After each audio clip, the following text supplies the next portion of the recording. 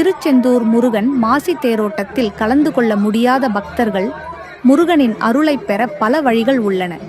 அவற்றை எளிமையாக பார்ப்போம். உங்கள் வீட்டில் முருகனின் படம் இருந்தால் அதை வைத்து தினமும் விளக்கேற்றி பூக்கள் சூடி தூபம் காட்டி கந்த சஷ்டி கவசம், திருப்புகழ் போன்ற முருகனின் பாடல்களை பாடி மனதை ஒருமுகப்படுத்தி முருகனை தியானிக்கலாம்.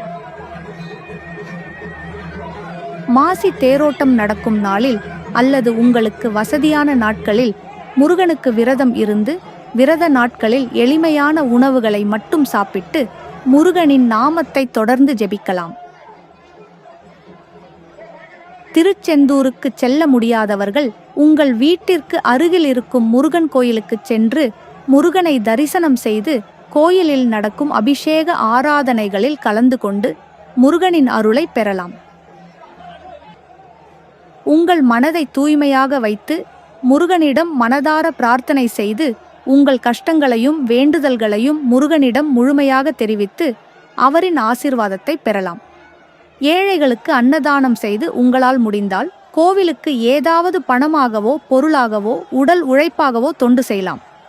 இந்த வழிமுறைகளை மனதார பின்பற்றுவதன் மூலம் திருச்செந்தூர் முருகன் மாசி தேரோட்டத்தில் கலந்து கொள்ள முடியாத பக்தர்களும் முருகனின் அருளை நிச்சயம் பெறலாம்.